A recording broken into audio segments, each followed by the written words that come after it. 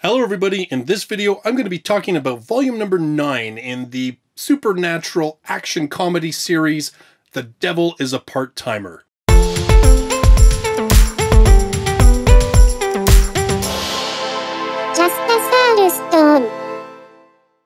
Hello everybody and welcome to my review of volume number 9 of Satoshi Wagahara's light novel series, The Devil is a Part-Timer.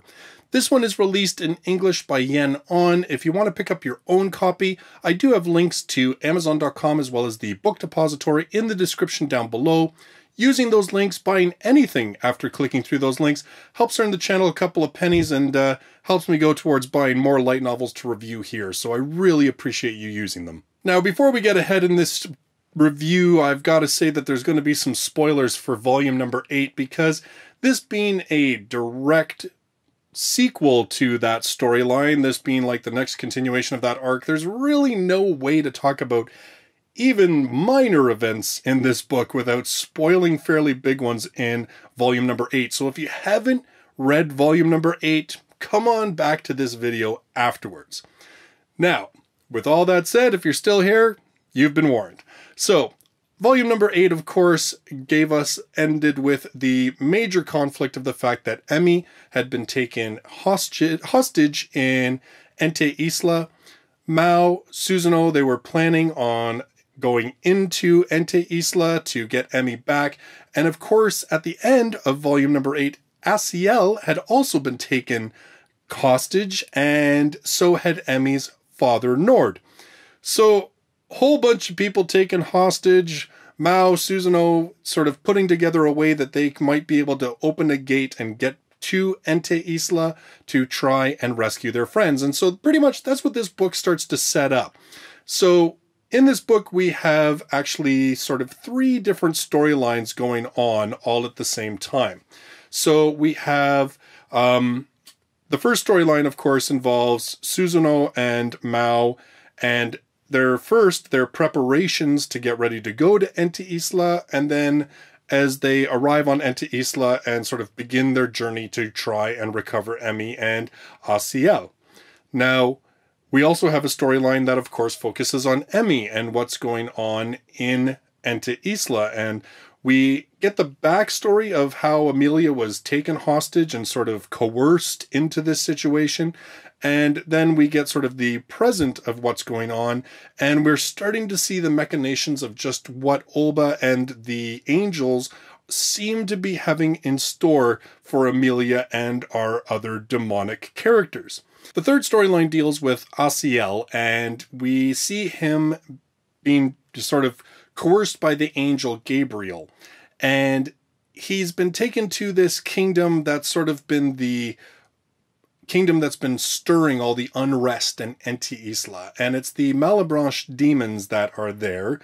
And pretty much with ACII, we start seeing sort of the beginnings of what the larger scheme is, that why exactly are the angels invested in this? Why have they sided with demons and enabled them to come to Ente Isla and get a foothold in this kingdom? So there's 3 different sort of moving parts to this. And I have to say that for probably one of the least action-packed volumes of The Devil is a Part-Timer, I found the pacing was just fantastic. And I think it's because there's so many moving parts. Like, typically with this series, you know, we sort of follow our main characters in a very linear sort of sense as we go along the story. But with this one, because we've got different stories going on, because we're getting sort of background in one, you know, with Amelia at certain points, we're sort of getting backstory. With ACII, we're getting sort of current story. With Mao and Susanoo, we're kind of following them linearly. Like, because there's these different moving parts and different timelines and everything else, it just never makes the book feel boring in any way. In fact, what I found really interesting about this book, and it just goes to show how much the characters have begun to mean to me, I think probably one of the most satisfying parts of this book is a fireside chat between Mao and Susanoo, where she basically grills him about, you know, who are you? Like, what kind of person are you really?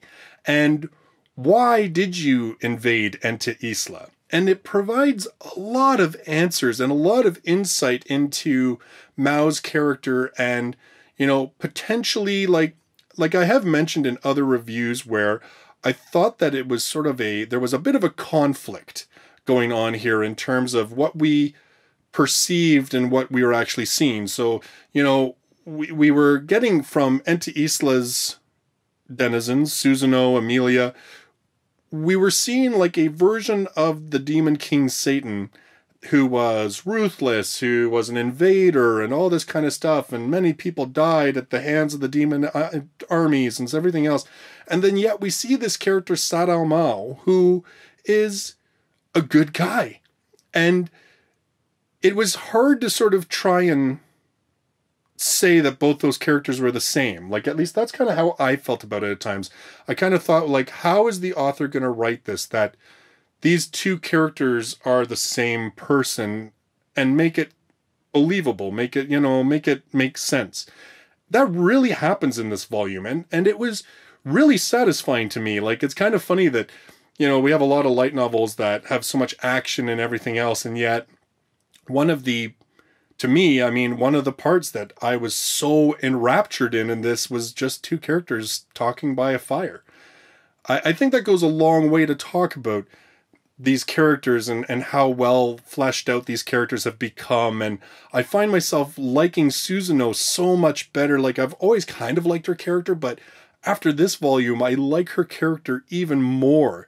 And I also really appreciate that, you know, the character of Chiho has had such development over this series. You know, when she started off as like the really like sort of just bubbly, wide-eyed, innocent girl who was a damsel in distress kind of character, to this volume where, even though she's not in the book a lot, her observations and things that she says end up having a huge impact on characters. And, you know, the insights that Chiho has because she is separate from Ente Isla, it really shows the value of this character and how she isn't just that damsel in distress. She isn't just a gateway character for the reader to, you know, see how a normal human interacts with these, you know, supernatural beings and beings from another world.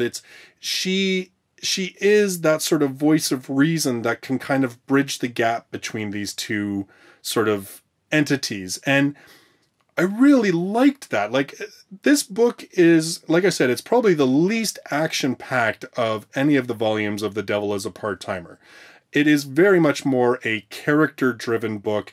It is much more of it's almost like that opening moves of a chess game, right? Where you see everybody starting to move the board. It's not exciting yet because nothing's actually been taken. There's no pieces being taken. The game hasn't moved into a really sort of fast pace yet, but there's that tension and excitement as you watch everybody kind of setting things up to get ready to make their moves. And that is what this book is.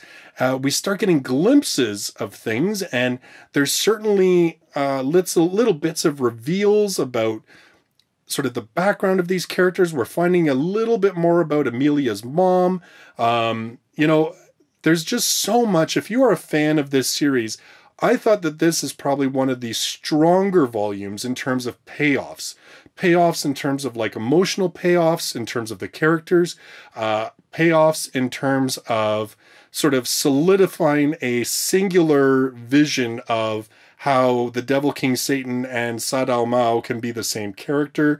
A big payoff in seeing a lot of the moving parts that have been happening in all of the different volumes sort of coming towards a single point. Like, it's funny that this series was very much like, it started off a little bit like a Monster of the Week type series, and yet now it is moving into a much bigger story.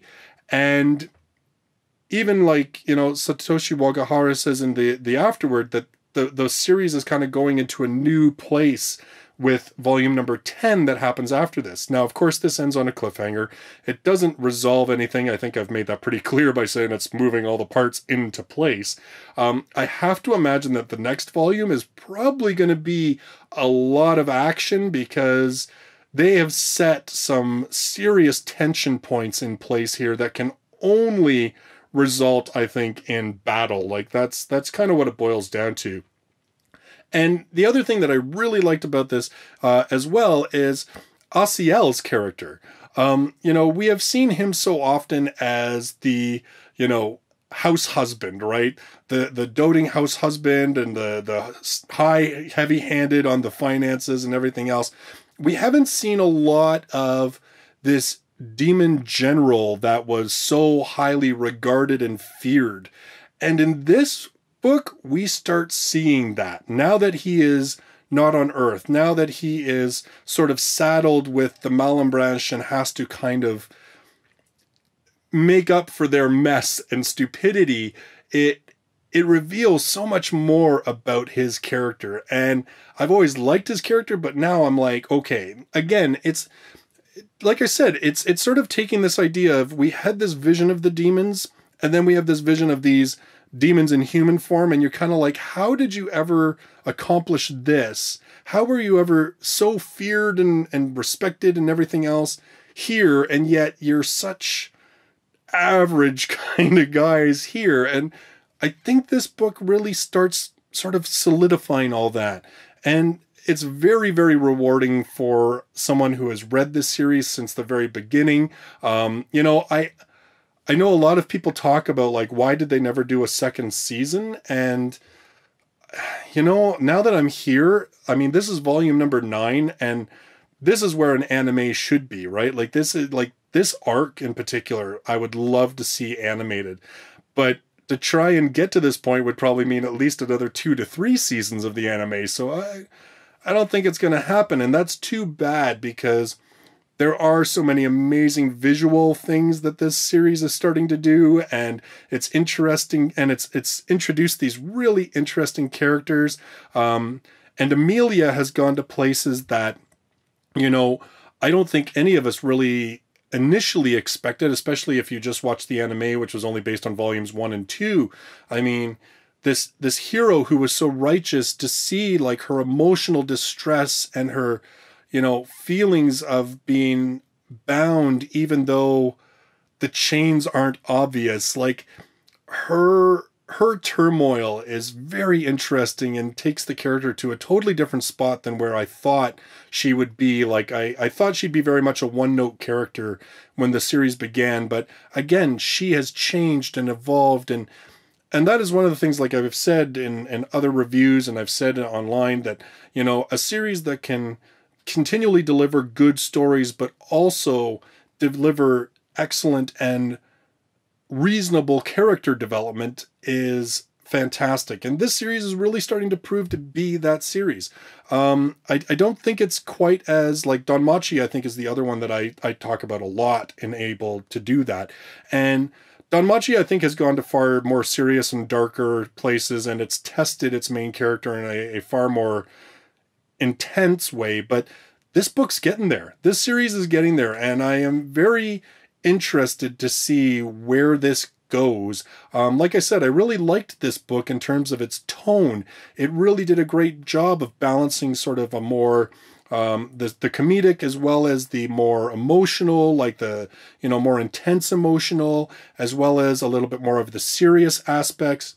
Really good volume. The last, you know, like last volume and this volume both have been excellent books. I'm really excited to see what happens in volume number 10 and to see where this series goes going forward. So those are my thoughts on volume number 9 of The Devil is a Part-Timer. My next review is going to be on a brand new series from J-Novel Club. That's going to be volume number 1 of The Master of Ragnarok and Blesser of Einarjar. So it's an isekai with heavy Norse mythology overtones, which could be kind of interesting. It's probably just going to turn into a big harem thing, but I'm kind of curious to check it out because they've actually just announced that there's going to be an anime based on this series. So obviously somebody considers it popular enough to invest the money to make an anime, so I'm going to check this one out next. So if you're brand new to the channel and you love light novels, you should subscribe. I do 2 to 3 reviews every single week, as well as a weekly countdown of the top 10 best-selling light novels in Japan. Thank you so much for joining me in this video, and I look forward to seeing you in the next one. Till then, bye-bye for now.